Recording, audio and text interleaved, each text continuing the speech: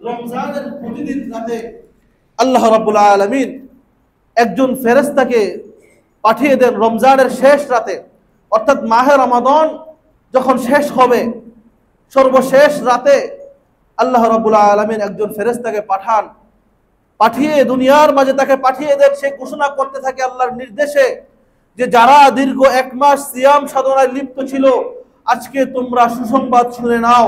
আল্লাহ রাব্বুল আলামিন তোমাদের রোজার প্রতিদান হিসেবে আল্লাহ তাআলা তোমাদের সবাইকে আল্লাহ তাআলা ক্ষমা করে দিয়েছেন। সুবহানাল্লাহ।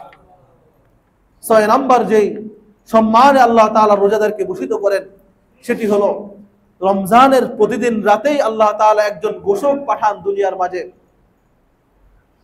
ওই ঘোষক দুনিয়ার মাঝে আগমন করে সে ঘোষণা করতে থাকে, ইয়া বাগিয়াল খায়র আকবিল, হে নেক কাজ করনেওয়ালা ব্যক্তি, তুমি তোমার নেক কাজের গতিকে আরো বাড়িয়ে দাও, আরো বেশি নেকামল করো।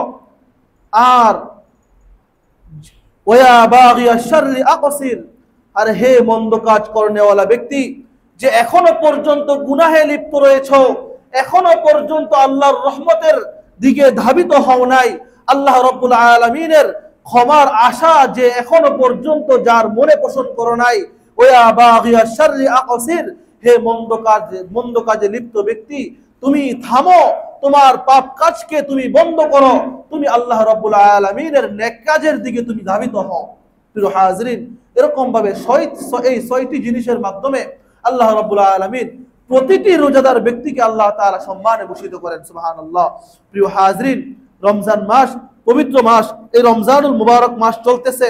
এই রমজানুল মুবারক মাসে আল্লাহর নবী সাল্লাল্লাহু আলাইহি ওয়াসাল্লাম বলেন যে রমজানুল মুবারকে প্রিয় নবী সাল্লাল্লাহু আলাইহি ওয়াসাল্লাম বলেছেন, জাআলাল্লাহু সিয়ামাহু ফারিদাতান ওয়া কিয়াম লাইলিহি তাতাওয়ান, যে আল্লাহ রাব্বুল আলামিন তোমাদের জন্য রমজানের দিনে রোজাকে ফরজ করেছেন এবং রাত্রেবেলা তোমাদের জন্য রাতের কিয়ামকে, রাতের নামাজকে, রাতের সালাতকে তোমাদের জন্য আল্লাহ তাআলা সওয়াবের কাজ হিসেবে ব্যক্ত করেছেন।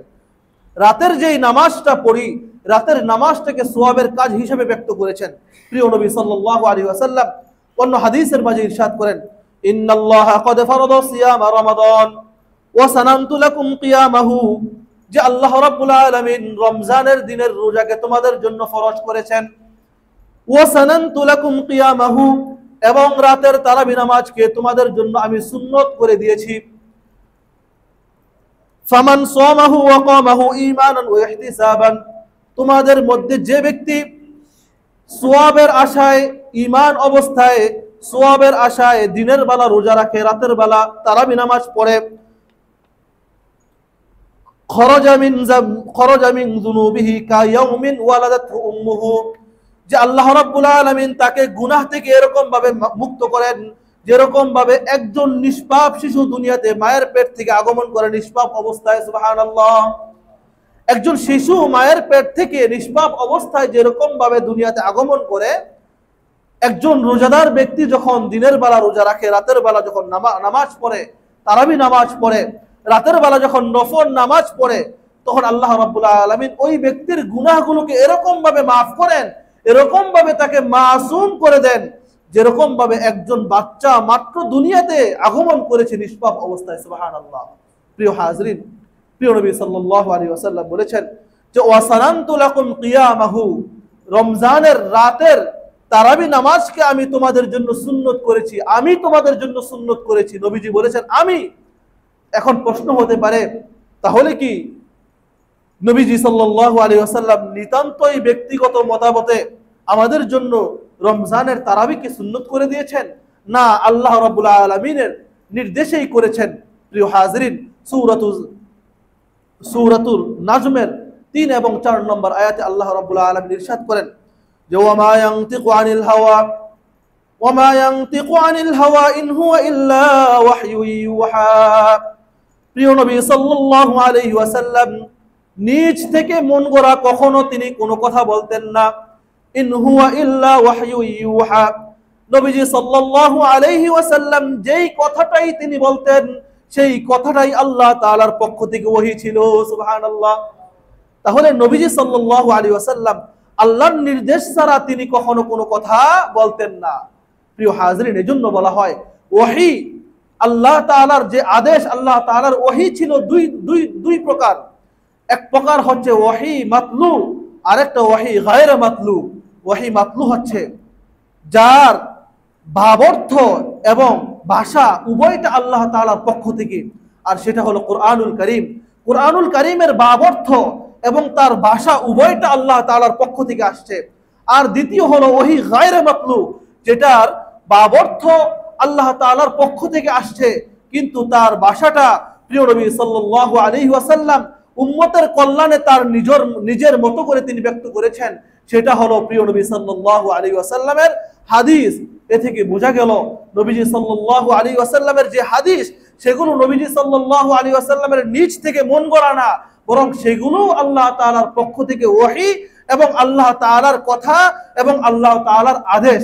প্রিয় হাজরিন, এজন্য নবীজি সাল্লাল্লাহু আলাইহি ওয়াসাল্লাম বলেছেন, ওয়াসানানতু লাকুম কিয়ামাহু, তোমাদের জন্য আমি রমজানের রাতের যেই তারাবিকে তোমাদের জন্য সুন্নত করেছি, এই সুন্নতটাও আল্লাহ তাআলার পক্ষ থেকে আমাদের জন্য করা হয়েছে। প্রিয় হাজরিন, এই তারাবি নামাজ রমজানের রাতের বিশেষ একটি আমল হলো তারাবি নামাজ। রমজানের জন্য পবিত্র রমজানুল মুবারক যে সমস্ত কারণে বৈশিষ্ট্য মণ্ডিত হয়েছে, তার মাঝে অন্যতম একটি হলো রমজান মাসের তারাবি নামাজ। রমজান মাসের তারাবি নামাজের জন্য আমাদের মাঝে তারাবিটা একটা আনন্দময় একটা মুহূর্ত, যে রাতের বেলা সকলে দল বেঁধে ঐক্যবদ্ধভাবে আমরা এক সারিতে দাঁড়িয়ে একসাথে আমরা তারাবি নামাজ আদায় করি। প্রিয় হাজরিন, রাসূল করিম সাল্লাল্লাহু আলাইহি ওয়াসাল্লাম তার জীবদ্দশায় তিনি তারাবি নামাজের অনেক গুরুত্ব দিয়েছেন। তিনি সাহাবাই কেরামকে সাথে নিয়ে তারাবি নামাজের জামাত করেছেন এবং একাকী তারাবি নামাজের জামাত আদায় করেছেন। আম্মা জান হযরত আয়েশা সিদ্দিকা রাদিয়াল্লাহু তাআলা আনহা থেকে বর্ণিত, তিনি বলেন, কোনো একদিন নবীজি সাল্লাল্লাহু আলাইহি ওয়াসাল্লাম মসজিদে নববীতে তারাবি নামাজের জামাত আদায় করলেন। তার সাথে কিছু সংখ্যক সাহাবায়ে কেরাম শরীক হলো। দ্বিতীয় দিন মদিনার মধ্যে ছড়িয়ে পড়ল, নবীজি সাল্লাল্লাহু আলাইহি ওয়াসাল্লাম আজকে প্রথম তারাবি নামাজ জামাতের সাথে আদায় করেছেন।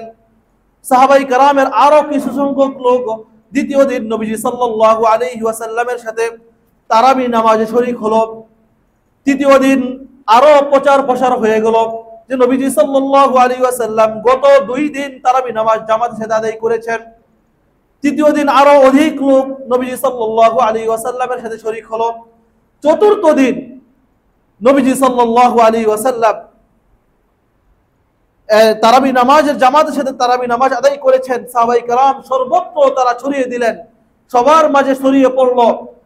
সাহাবায়ে কেরাম রাদিয়াল্লাহু তাআলা আনহুম আজমাইনগণ সকলে এই মসজিদে এসে উপস্থিত হয়ে গেছে। মসজিদের কানায় কানায় ভরপুর, মসজিদে জায়গা হয় না, মসজিদের বাহিরেও লোকজন বসেছে। কিন্তু চতুর্থ দিন আর আল্লাহর নবী সাল্লাল্লাহু আলাইহি ওয়াসাল্লাম আসেন না। তিনি তারাবি নামাজ পড়ানোর জন্য আর ওই দিন আর আসলেন না। সাহাবায়ে কেরাম দীর্ঘ সময় পর্যন্ত অপেক্ষা করলেন যে নবীজি আগমন করবেন, আমাদেরকে তারাবির নামাজ জামাতের সাথে আদায় করবেন, আমরা পড়বো নবীজির পিছনে তারাবির নামাজ। কিন্তু নবীজি আর আসলেন না। সাহাবায়ে কেরাম যে যার মতন করে তারাবি নামাজ পড়ে চলে গেলেন। পরদিন ফজরের সময় সাহাবায়ে কেরাম যখন নামাজের জন্য আগমন করলেন, নবীজি সাল্লাল্লাহু আলাইহি ওয়াসাল্লাম সকলের সামনে দাঁড়িয়ে গেলেন, ও আমার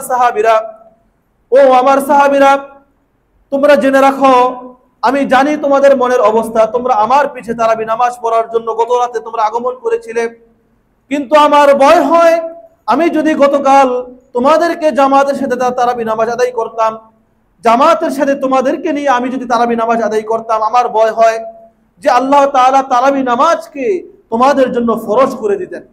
যে আল্লাহ তাআলার কাছে তারাবিটা এত পছন্দনীয় হচ্ছিল যে তারাবি নামাজের জামাত করাটা, যে তিনি আমার ভয় হচ্ছিল যে 20 রাকাত তারাবি নামাজ না জানি তোমাদের জন্য ফরজ করে দেয়, তখন তোমাদের জন্য এটা আদায় করা কষ্টসাধ্য হলে তখন তোমাদের জন্য গুনাহ হবে, তোমরা গুনার অংশীদার হয়ে যাবে। এজন্য আমি আর চতুর্থ দিন তোমাদের মাঝে আগমন করি নাই, তারাবি নামাজের জামাত করি নাই। প্রিয় নবী সাল্লাল্লাহু আলাইহি ওয়াসাল্লাম উম্মতের প্রতি কতটা দরদ ছিল, কতটা মায়া ছিল। প্রিয় হাজরিন, এই অবস্থায় রেখেই প্রিয় নবী সাল্লাল্লাহু আলাইহি ওয়াসাল্লাম দুনিয়া থেকে বিদায় নিয়ে চলে যান। সাহাবায়ে কেরামের আমল ছিল তারাও এই তারাবি নামাজ জামাতের সাথে আদায় করতেন। খোলাফায়ে রাশিদিনের আমলে দ্বিতীয় খলিফা হযরত ওমর ফারুক রাদিয়াল্লাহু তাআলা আনহু, তিনি তার শাসন আমলে 20 রাকাত তারাবি নামাজ রাষ্ট্রীয়ভাবে তিনি ঘোষণা করে 20 রাকাত তারাবি নামাজ পড়ার জন্য তিনি নির্দেশ দিয়েছেন এবং 20 রাকাত তারাবি নামাজ পড়তে তিনি আদেশ দিয়ে তারাবি নামাজের উবাই ইবনে কাব রাদিয়াল্লাহু তাআলা আনহুকে ইমাম হিসেবে নিযুক্ত করে তিনি 20 রাকাত তারাবি নামাজের সিস্টেম তিনি তখন থেকে চালু করেছেন। খোলাফায়ে রাশিদিনের আমল ছিল, তাবিঈনদের আমল ছিল 20 রাকাত তারাবির উপর। প্রিয় হাজরিন, এই 20 রাকাত তারাবি ওই হযরত ওমর ফারুক রাদিয়াল্লাহু তাআলা আনহু সহ প্রিয় নবী সাল্লাল্লাহু আলাইহি ওয়াসাল্লামের জামানা থেকে আজ পর্যন্ত আমাদের মাঝে চলে আসতেছে। আর আজকে দীর্ঘ এত বছর পরে এসে আমাদের মাঝে এই তারাবির রাকাত সংখ্যা নিয়ে বিভিন্ন রকমের বিভ্রান্তি দেখা যায়। অমুকে বলে তারাবি নামাজের রাকাত অমুক অত রাকাত অত রাকাত, অথচ সাহাবাই কেরামের আমল স্পষ্ট হাদিসে পাওয়া যায়। সাহাবাই কেরামের আমল ছিল তারা 20 রাকাত তারাবি নামাজ আদায় করেছেন।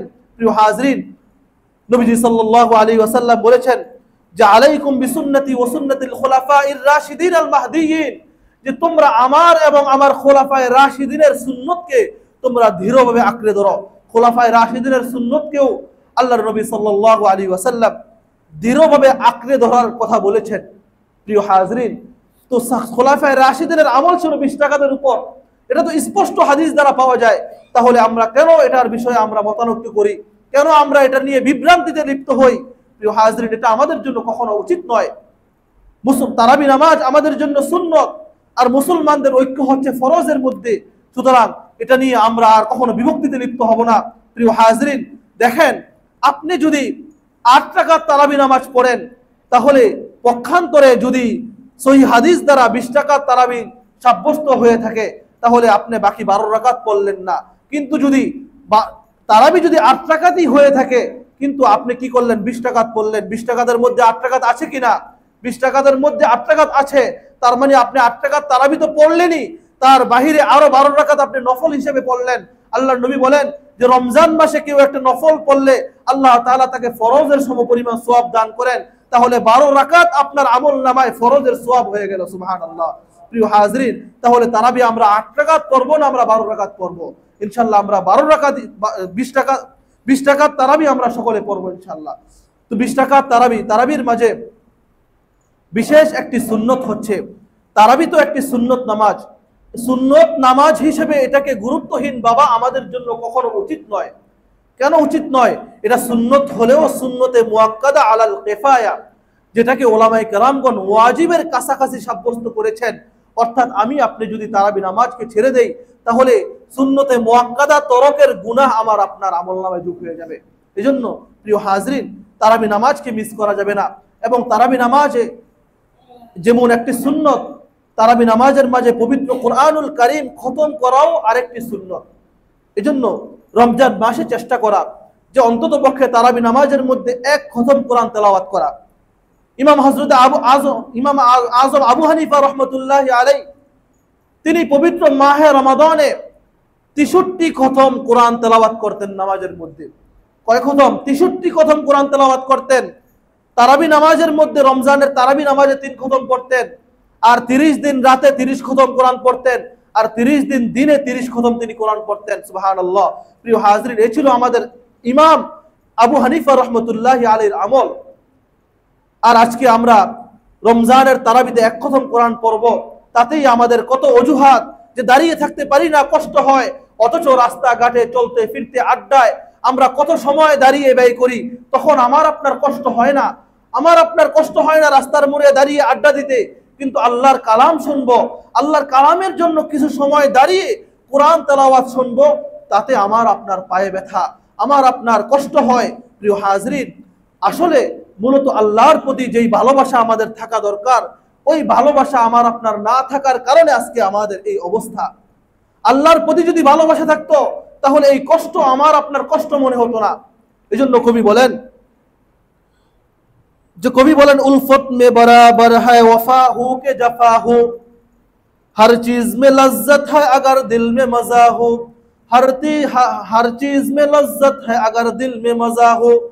যে যার প্রতি প্রিয় তোমার কটু কথা এবং ভালো কথা উভয়টাই ভালোবাসার মানুষের জন্য সমান। যে ভালোবাসার মানুষের জন্য প্রিয়তমার কষ্ট এবং দুর্ব্যবহার ভালো ব্যবহার উভয়টা সমান, যদি তার প্রতি কি থাকে, ভালোবাসা থাকে, তার প্রতি মহাব্বত থাকে। প্রিয় হাজরিন, এই জন্য দেখা যায় আমার আপনার প্রিয়জন আমাকে আপনাকে যখন ক্রিটিসাইজ করে কোনো কথা বলে, তখন আপনি তখন কি বলি, যে দেখো তুমি রাগ করেছো, এটাও কি অনেক ভালো লাগে, তোমাকে রাগলে আরো বেশি ভালো লাগে। আমি তাকে কি করি, আরো মানে তার খারাপ লাগার, সে যে আমাকে বকা দিচ্ছে, সে যে আমাকে ক্রিটিসাইজ করে কথা বলছে, এটার মাঝেও আপনি ভালোটা খুঁজে নেই, যেহেতু তার প্রতি আমার আপনার ভালোবাসা রয়েছে। প্রিয় হাজরিন, ঠিক তদ্রূপ ভাবে আল্লাহর প্রতি যদি আমার আপনার ভালোবাসা থাকে, আল্লাহর প্রতি যদি আমার আপনার মহাব্বত থাকে, তাহলে আল্লাহ তাআলার জন্য 1 ঘন্টা 1.5 ঘন্টা দাঁড়িয়ে থাকা আমার আপনার জন্য এটা কষ্টকর হবে না, বরং আমার আপনার জন্য এটা কি হবে, আনন্দদায়ক হবে। আমার আপনার জন্য এটা আনন্দদায়ক হবে। এজন্য আল্লাহর প্রতি ভালোবাসা অর্জন করেন। প্রিয় হাজরিন, দাঁড়িয়ে তো আমাকে আপনাকে থাকতে হবে। আজকে তারাবি নামাজে আপনি দাঁড়িয়ে থাকতে পারি না, কিন্তু দুনিয়াতে হয়তো আপনি দাঁড়িয়ে থাকবো, না হয় আখিরাতে দাঁড়িয়ে থাকবো। দুনিয়াতে যদি আপনি আল্লাহর ইবাদত বন্দেগীর মাধ্যমে দাঁড়িয়ে থাকি, তাহলে কাল কিয়ামতের ময়দানে, হাসরের ময়দানে আমাকে আপনাকে দাঁড়িয়ে থাকতে হবে না। কিন্তু যদি দুনিয়াতে আপনি বসে থাকি, দুনিয়াতে আল্লাহর ইবাদত বন্দেগী না করি, তাহলে আখিরাতে আমাকে আপনাকে দাঁড়িয়ে থাকতে হবে। প্রিয় হাজরিন, আখিরাতের জিন্দেগি অনেক বড় সময়, অনেক বড় জিন্দেগি। দুনিয়াতে আপনি একদিন দাঁড়িয়ে আল্লাহর রাস্তায় আল্লাহর জন্য কিয়াম করবেন, আর আখিরাতে 1000 বছর আল্লাহ তাআলা আপনাকে বসিয়ে রাখবেন। আল্লাহ বলেন, ওয়া ইন্না ইয়াওমান ইনদা রাব্বিকা কালফি সানাতিন মিম্মা তাউদ্দুন, যে আল্লাহর গণনায় একদিন তোমাদের 1000 বছরের সমপরিমাণ, যে 1000 বছরের সমপরিমাণ আল্লাহর গণনায় একদিন। অর্থাৎ যে দুনিয়াতে আপনি একদিন আল্লাহর জন্য ইবাদত বন্দেগী করব, আর আল্লাহ রাব্বুল আলামিন আমাকে আপনাকে আখিরাতের 1000 বছরের পুরস্কার আল্লাহ তাআলা আমাকে আপনাকে দান করবেন। সুবহানাল্লাহ। এজন্য প্রিয় হাজরিন, যে রমজান মাস চলতেছে, এই রমজান মাসে ইবাদত বন্দেগীতে লিপ্ত থেকে নিজেদের আমলের প্রতিযোগিতা করা। আল্লাহর নবী সাল্লাল্লাহু আলাইহি ওয়াসাল্লাম বলেন যে মান তাকাররাবা ফীহি বিখসলাতিন মিন খায়রিন কানা কামান আদ্দা ফরিদাতান ফীমা সাওয়াহু। রমজান মাসে কোনো বান্দা যখন একটা নফল আদায় করে, আল্লাহ তাআলা তার আমলনামায় ফরজের সমপরিমাণ সওয়াব দান করে দেন। সুবহানাল্লাহ। ওয়া মান আদ্দা ফরিদাতান কানা কামান আদ্দা 70 ফরিদাতান ফীমা সাওয়াহু। আর কোন ব্যক্তি যখন রমজান মাসে একটা ফরজ আদায় করলো, আল্লাহ রাব্বুল আলামিন তার আমলনামায় 70টা ফরজ আদায়ের সওয়াব তাকে দান করে দেন। সুবহানাল্লাহ। প্রিয় হাজরিন, এজন্য রমজান মাস চলতেছে। এই রমজান মাস সম্পর্কে প্রিয় নবী সাল্লাল্লাহু আলাইহি ওয়াসাল্লাম বলেন, হুয়া শাহরুস সবর, যে রমজান মাস হলো ধৈর্যের মাস। ওয়াস সবরু সাওয়াবুল জান্নাহ, কোন ব্যক্তি যখন ধৈর্যের সাথে রমজানের দিনে রোজা পালন করলো এবং রাতের বেলা নামাজ আদায় করলো, ধৈর্য ধারণের মাধ্যমে ধৈর্য ধারণ করে রাত্রব্যাপী সে ইবাদত বন্দেগী করলো, ওয়াস সবরু সাওয়াবুল জান্নাহ, সে যে ধৈর্য ধারণ করে রোজা পালন করলো, সে যে ধৈর্যের মাধ্যমে আল্লাহ রাব্বুল আলামিনের রাত্রি জাগরণ করে ইবাদত বন্দেগী করলো, এই ধৈর্যের বিনিময় হিসেবে আল্লাহ রাব্বুল আলামিন তাকে কাল কিয়ামতের ময়দানে জান্নাতের ফয়সালা করে দিবেন। সুবহানাল্লাহ। সে যে ধৈর্য ধারণ করলো, এই ধৈর্যের প্রতিদান আল্লাহ তাআলা ওয়াসবরু সাওয়াবুল জান্নাহ, যে সবর, এই ধৈর্যের প্রতিদান আল্লাহ তাআলা তাকে জান্নাত দান করবেন। সুবহানাল্লাহ। প্রিয় হাজরিন, আবার প্রিয় নবী সাল্লাল্লাহু আলাইহি ওয়াসাল্লাম রমজান সম্পর্কে আরো বলেন, ওয়া হুয়া শাহরুল মাওয়াসাত, রমজান হলো সহমর্মিতার মাস। রমজান মাস কেমন সহমর্মিতার মাস, যে রমজান মাসে যখন একজন ব্যক্তি যখন রোজা রাখে, রোজা রাখার ফলে যখন দিন আস্তে আস্তে ঘনিয়ে যায়, দুপুর হয়, বিকাল হয়, বিকাল আসলে তার মাঝে যখন ক্ষুধার তীব্র জ্বালা তার শুরু হয়, ক্ষুধার তীব্রতা যখন তার মাঝে শুরু হয়, তখন সে অনুভব করে, আমি তো ধনী ব্যক্তি, দুনিয়ার মধ্যে কখনো আমি ক্ষুধার প্রয়োজনীয়তা আমি কখনো অনুভব করি নাই, কিন্তু আমার মতো অনেক লোক দুনিয়ার মধ্যে আছে যার অর্থবিত্ত নাই, যে কিনা গরিব, যার সামর্থ্য নাই 3 বেলা পেট পুরে খাবার খাবে, তার কি অবস্থা।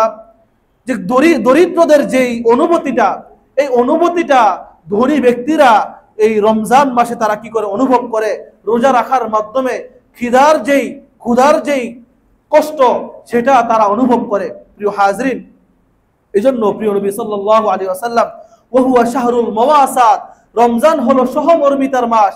তোমরা একে অন্যের প্রতি এই রমজানে সহমর্মিতার হাত তোমরা প্রসারিত করো।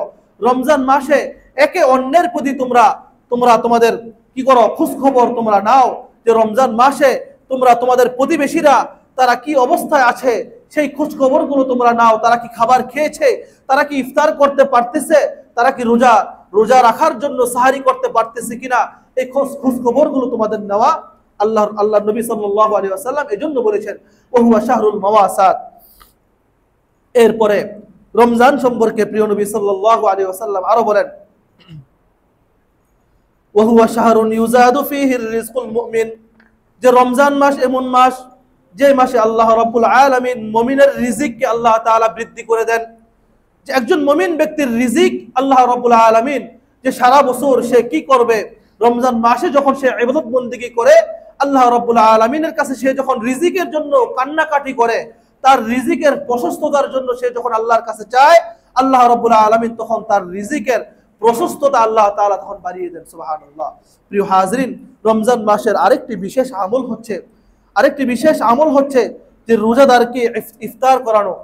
আল্লাহ নবী সাল্লাল্লাহু আলাইহি ওয়াসাল্লাম বলেছেন ওয়া হুয়া শাহরুল মুওয়াসাত, অর্থাৎ রমজান মাসে তোমরা সহমর্মী হও, অন্যের প্রতি তোমরা উদারতা প্রদর্শন করো, যে রমজান মাসে অন্যকে ইফতার সাহারির ব্যবস্থা করো।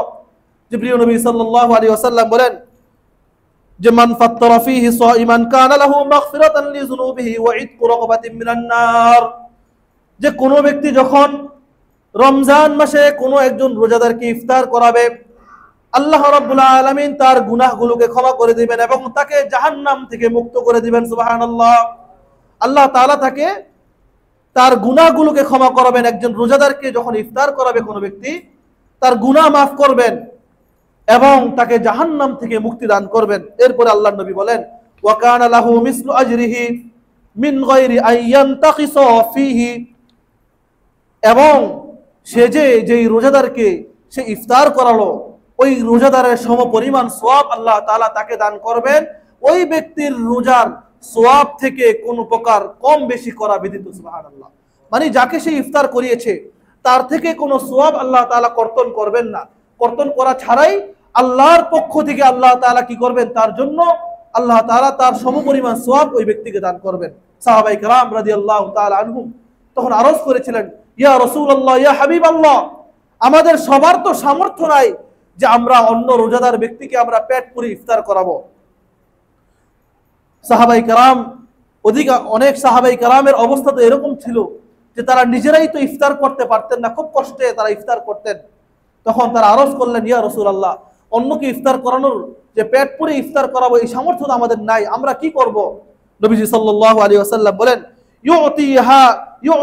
ইউতিল্লাহু হাযিহিস সাওব, আল্লাহ তাআলা এই সওয়াবটা ওই ব্যক্তিকেও দান করবেন। কোন ব্যক্তিকে? ওই ব্যক্তি বলে আল্লাহর নবী বললেন যে মান ফাত্তারা সাইমান কানা আলা মাসকাতিল লাবান আও তামারাতিন আও শারবাতিন মিন মাইন, যে আল্লাহ তাআলা এই সমপরিমাণ সওয়াবটাও ওই ব্যক্তিকেও দান করবেন যে ব্যক্তি এক গ্লাস দুধ কোন ব্যক্তিকে ইফতার করালো, অথবা একটি খেজুর দ্বারা কোনো ব্যক্তিকে ইফতার করালো, অথবা এক গ্লাস শরবত কিংবা পানির মাধ্যমে কোনো ব্যক্তিকে ইফতার করালো, ওই ব্যক্তিকেও আল্লাহ রাব্বুল আলামিন যেই পূর্বের সওয়াবের কথা বলেছেন ওই সওয়াব অনুযায়ী তাকে দান করবেন। সুবহানাল্লাহ। তাহলে আর কেউ যদি একটা খুরমা খেজুর, এক গ্লাস দুধ, এক গ্লাস পানি দিয়ে ইফতার করালে ওই রোজাদারের সমপরিমাণ সওয়াব সে অর্জন করলো। আর যদি সে পেট পুরে ইফতার করায় তাহলে তার কি? নবীজি সাল্লাল্লাহু আলাইহি ওয়াসাল্লাম বলেন যে ওমান আশবা সাইমান সাকাহুল্লাহু মিন হাউদি, আর যে ব্যক্তি কোন রোজাদার ব্যক্তিকে পেট পুরে তৃপ্তি সহকারে ইফতার করাবে, আল্লাহ রাব্বুল আলামিন কাল কিয়ামতের ময়দানে ওই ব্যক্তিকে আমার হাউজে কাউসারের পানি পান করাবেন, যে সে জান্নাতে যাওয়ার আগ পর্যন্ত ওই পানি পান করার কারণে সে আর পিপাসিত হবে না। সুবহানাল্লাহ। তো প্রিয় হাজরিন, রমজান মাস সহমর্মিতা মাস, ও হুয়া শাহরুল মাওয়াসাত। একে অন্যের প্রতি আমরা সহমর্মিতা পোষণ করব, যে আমার আরেক ভাই ইফতার করতে পারতেছে না, তাকে আমরা ইফতার প্রেরণ করব। এছাড়াও নিজেদের আত্মীয় যারা আছে সহমর্মিতার, আমার থেকে আরেকটু দরিদ্র আত্মীয় স্বজন আছে কিংবা আমার বোন আছে, আমার আত্মীয় স্বজন আছে, তাদের কাছে ইফতার প্রেরণ করা। ইফতারের বাজার করে তাদের কাছে পাঠানো, এটাও কি রমজানের একটি আমল? প্রিয় হাজরিন, এজন্য আমরা অন্যকে যতটুকু সম্ভব ইফতার করাবো। রমজান মাসে নেক কাজে আমরা একে অন্যের প্রতি আমরা কি করব? প্রতিযোগিতা করব। যে রমজান নেকের কাজের প্রতি রমজানে আমরা কি করব? প্রতিযোগিতায় লিপ্ত হব। প্রিয় নবী সাল্লাল্লাহু আলাইহি ওয়াসাল্লাম বলেছেন যে নেক কাজে তোমরা প্রতিযোগী হও, একে অন্যের সাথে নেক কাজে তোমরা প্রতিযোগিতায় লিপ্ত হও। সাহাবাই কেরামের আমল ছিল এটা। সাহাবাই কেরাম কি করতেন? যে অমুক সাহাবী ওই আমলটা করে, আমি ওইটা করতে হবে। আল্লাহ নবীর কাছে যেতেন, যে আল্লাহ নবী সাল্লাল্লাহু আলাইহি ওয়াসাল্লামের কাছে যেতেন গরিব সাহাবীরা, গিয়ে বলতেন, ও আল্লাহর রাসূল, যে ধনী সাহাবীরা তারা তো আমাদের থেকে নেকামলে অনেক অগ্রসর হয়ে যাচ্ছে, তারা যাকাত দেয়, তারা মানুষদেরকে দান সদকা করে, আমরা তো করতে পারি না। নবীজি সাল্লাল্লাহু আলাইহি ওয়াসাল্লাম তখন তাদেরকে দোয়া শিখিয়ে দিতেন, যাও এই দোয়া পড়ো। যখন ধনী সাহাবীরা আবার জেনে যেত, তারা ধনী সাহাবীরাও যখন ওই দোয়া পড়া শুরু করত, ওই গরিব সাহাবীরা আবার আসতো, নবীজির কাছে আরজ করতেন, ইয়া রাসূলুল্লাহ, এই আমল তো তারাও শুরু করে দিয়েছে, তারাও তো এই সওয়াব আমাদের সমপরিমাণ, আমাদের থেকে বেশি তো সওয়াবের দিকে অগ্রসর হয়ে গেলেন। তখন নবীজি সাল্লাল্লাহু আলাইহি ওয়াসাল্লাম তাদেরকে সান্ত্বনার বাণী শোনাতেন। প্রিয় হাজরিন, সাহাবাই কেরামের মাঝে এরকম নেকামলের প্রতিযোগিতা চলতো। আল্লাহ নবী বলতেন, বাদিরু বিল আমালিস সালিহা, তোমরা নেকামলের ক্ষেত্রে তোমরা প্রতিযোগিতায় লিপ্ত হও, নেকামলের ক্ষেত্রে তোমরা প্রতিযোগিতায় লিপ্ত হও। আল্লাহ রাব্বুল আলামিন পবিত্র কুরআনুল কারীমের মাঝে জান্নাত লাভের প্রতি নির্দেশ দিয়ে জান্নাত লাভের প্রতিযোগিতায় লিপ্ত হওয়ার কথা বলে আল্লাহ বলেন, ওয়াফি যালিকা ফালইয়াতানাফাসিল মুতানাফিসুন, ওয়াফি যালিকা ফালইয়াতানাফিসুন, ওয়াফি যালিকা ফালইয়াতানাফাসিল মুতানাফিসুন। যে আল্লাহ তাআলা বলেন যে জান্নাত এমন জিনিস, যে এই জিনিস পাওয়ার জন্য তোমাদের সকলের প্রতিযোগিতায় লিপ্ত হওয়া উচিত।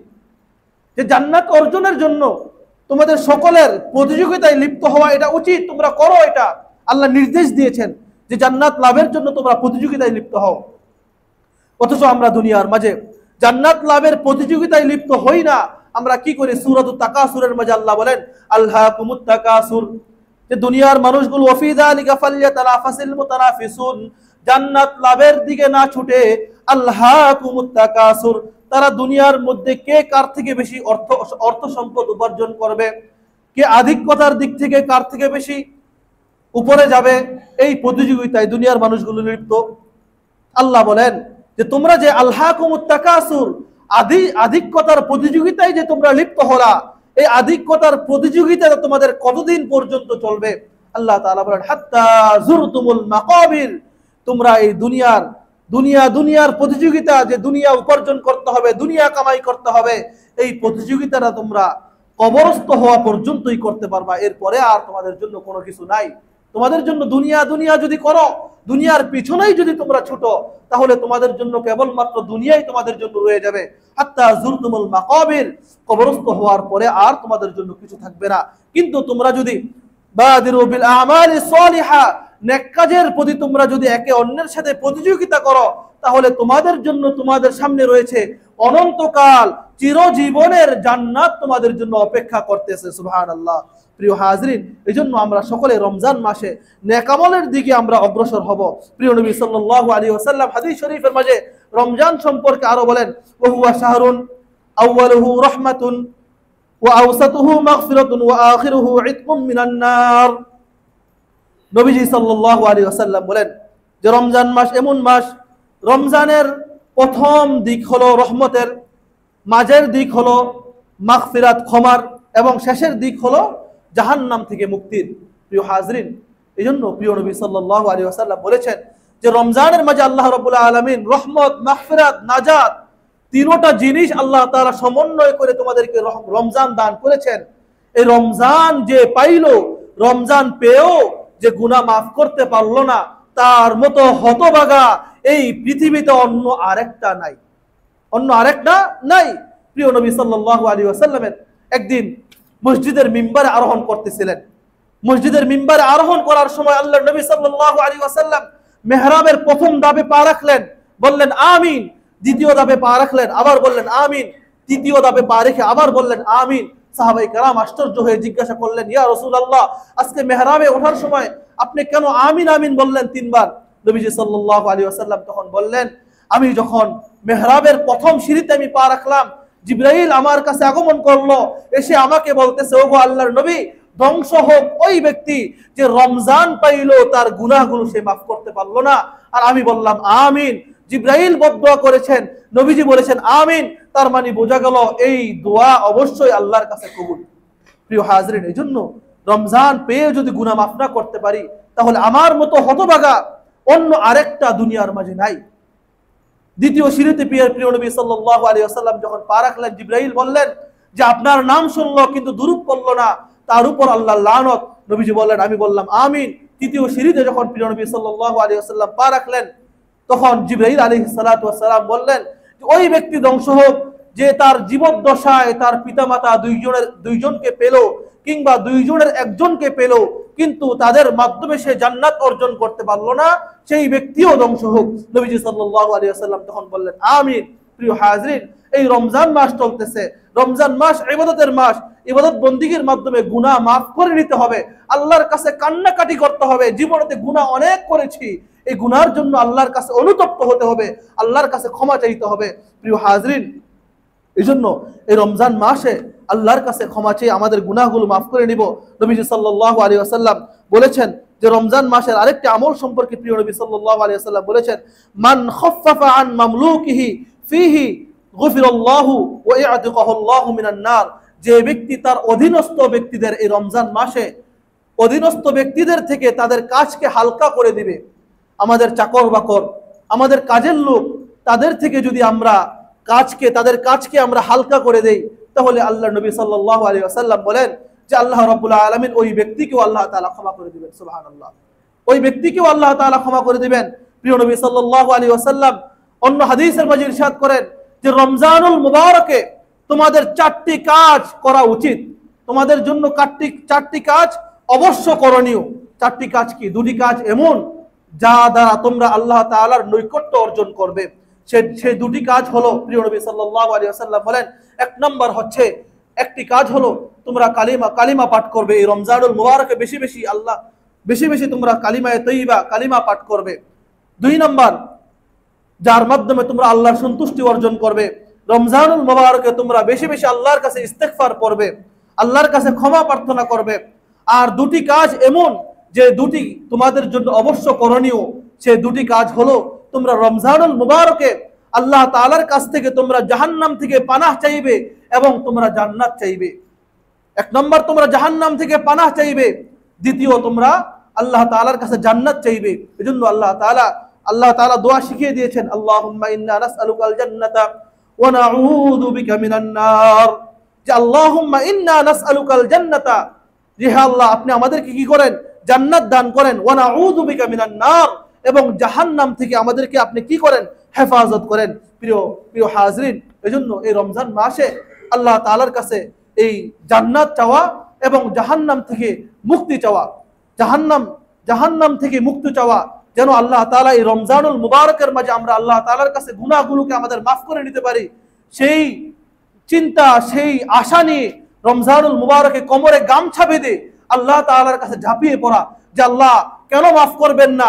আপনার যে সকল বান্দাদেরকে আপনি মাফ করবেন তাদের সাথে আমাকেও আপনি মাফ করেন। আমি তো আপনার গোলাম, আপনি আমাকে মাফ না করলে আমি কোথায় যাব? রব্বুল আলামিন আপনি আমাকে মাফ করে দেন, আমি গুনাহগার, আমার মতন আমার থেকেও কত বড় বড় অপরাধীদেরকে আপনি মাফ করেছেন। প্রিয় হাজরিন, আমার গুনাহ তো আল্লাহর কাছে বলবেন যে আমার গুনাহ তো আল্লাহ একটা সীমা আছে, কিন্তু তোমার রহমতের তো কোনো সীমা নাই। রব, তুমি তোমার রহমতের দিকে তাকিয়ে আমাদের জিন্দেগীর গুনাহগুলোকে তুমি মাফ করো। এরকম ভাবে আল্লাহর কাছে কান্না করে করে যদি আপনি এই রমজানুল মুবারকে আল্লাহর কাছে দোয়া করি, আশা করা যায় আল্লাহ তাআলা অবশ্যই আমাকে আপনাকে ক্ষমা করবেন। প্রিয় হাজরিন, বিশেষ করে রমজান মাস চলতেছে, রমজানের পবিত্রতার দিকে আমাদেরকে লক্ষ্য রাখতে হবে। রমজানের আদব সম্পর্কে উলামায়ে কেরামগণ বলেছেন, রমজানের 6টি আদব রয়েছে। 1 নম্বর আদব হচ্ছে রমজানুল মুবারকে নিজের দৃষ্টির হেফাজত করা, নিজের চোখের হেফাজত করা। 2 নম্বর আদব হলো রমজানুল মুবারকে নিজের জবানের হেফাজত করা।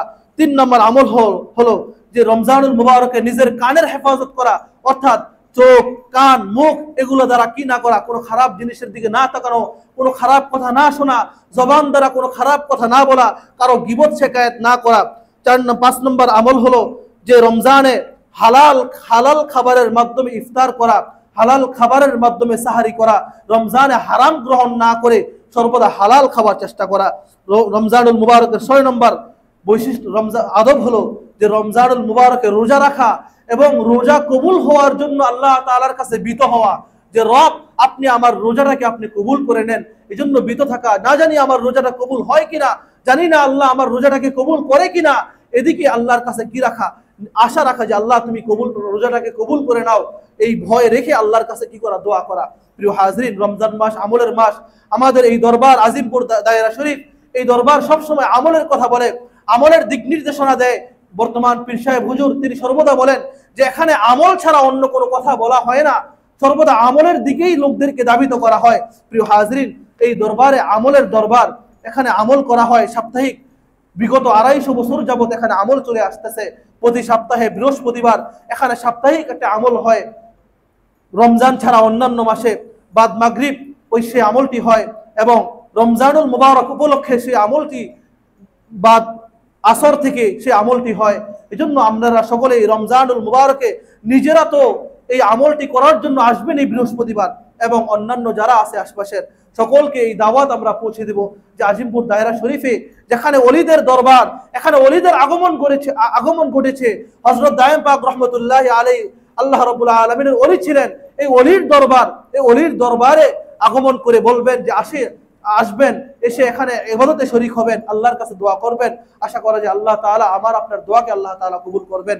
আল্লাহ রাব্বুল আলামিন আমাদের সকলকে রমজানুল মুবারকের পবিত্রতা রক্ষা করে রমজানুল মুবারকে এক মনে এক ধ্যানে নির্বিঘ্নে আল্লাহ তাআলার ইবাদত বন্দেগী করার তৌফিক দান করুন। সকলে বলুন আমিন। ওয়া আখির দাওয়ানা আনিল হামদুলিল্লাহি রাব্বিল আলামিন। আসসালামু আলাইকুম ওয়া রাহমাতুল্লাহ। যারা সুন্নাত পড়ে নেই চার রাকাত। আল্লাহু আকবার, আল্লাহু আকবার, আল্লাহু আকবার। আশহাদু আন লা ইলাহা ইল্লাল্লাহ,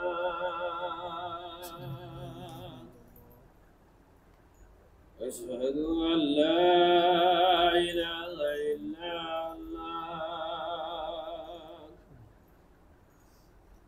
আশহাদু আন্না মুহাম্মাদার রাসূলুল্লাহ,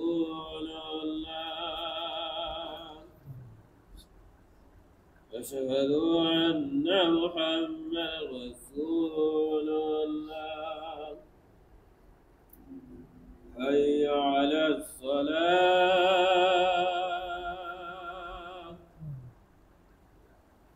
হাইয়া আলাস সালাহ, হাইয়া আলাল ফালাহ, হাইয়া আলাল ফালাহ।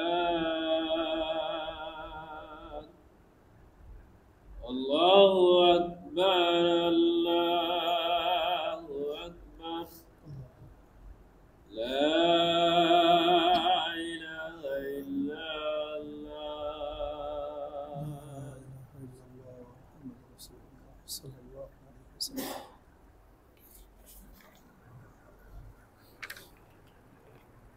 আলহামদুলিল্লাহ, আলহামদুলিল্লাহিল আকরাম الذي خلق الإنسان وكرم وعلمه من البيان، فسبحان الذي لا يحضى امتنانه باللسان ولا بالقلم، ونشهد أن لا إله إلا الله وحده لا شريك له، ونشهد أن سيدنا مولانا محمد عبده ورسوله الذي أوتي جوامع الكلم وكرائم الحكم ومكارم الشيم، صلى الله عليه وعلى آله وأصحابه نجوم الطريق الأمم. أما بعد، فقد حان رمضان الذي أنزل فيه القرآن هدى للناس وبينات من الهدى والفرقان، فاستقبلوه بالشوق والهيمان وأصغوا إلى ما رواه في سلمان قال: خطبنا رسول الله صلى الله عليه وسلم في آخر يوم شعبان، قال: يا أيها الناس، قد أظلكم شهر عظيم، شهر مبارك، شهر فيه ليلة خير من 1000 شهر، جعل الله صيامه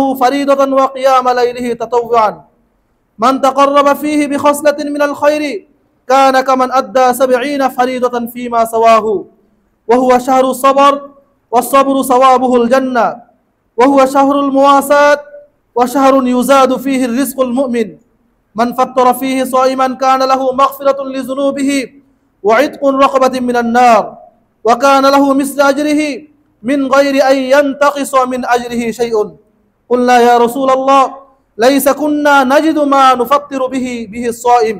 فقال رسول الله صلى الله عليه وسلم يعطي الله هذه الثوبة من فطر صائما على مزقة اللبن أو تمرة أو شربة من ماء، ومن أشبع صائما سقاه الله من حوضي شربة لا يظمأ حتى يدخل الجنة. وقال عليه الصلاة والسلام وهو شهر أوله رحمة وأوسطه مغفرة وآخره عتق من النار. وقال عليه الصلاة والسلام الصيام جنة من النار من لم يخرقها. قال الله تبارك وتعالى في قرآنه المجيد شهر رمضان الذي أنزل فيه القرآن هدى للناس وبينات من الهدى والفرقان.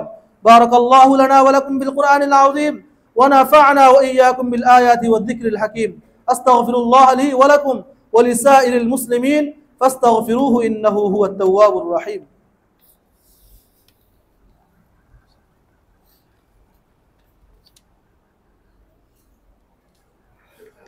الحمد لله نحمده ونستعينه ونستغفره ونؤمن به ونتوكل عليه ونعوذ بالله من شرور أنفسنا ومن سيئات أعمالنا.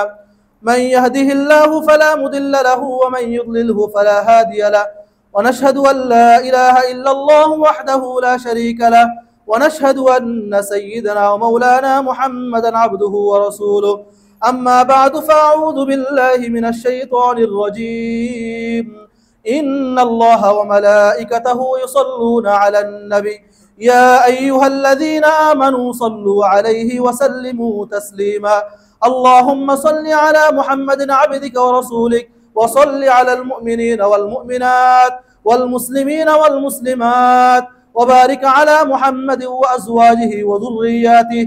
قال النبي صلى الله عليه وسلم أرحم أمتي بأمتي أبو بكر وأشدهم في أمر الله عمر وأصدقهم حياء عثمان وأقضاهم علي وفاطمة سيدة نساء أهل الجنة والحسن والحسين سيدا شباب أهل الجنة وحمزة أسد الله وأسد رسوله. اللهم اغفر للعباس وولده مغفرة ظاهرة وباطنة لا تغادر ذنبا. الله في أصحابي لا تتخذوهم غرضا من بعدي فمن أحبهم فبحبي أحبهم ومن أبغضهم فببغضي أبغضهم. وخير أمتي قرني ثم الذين يلونهم ثم الذين يلونهم. والسلطان ذل الله في الأرض من أهان سلطان الله في الأرض أهانه الله.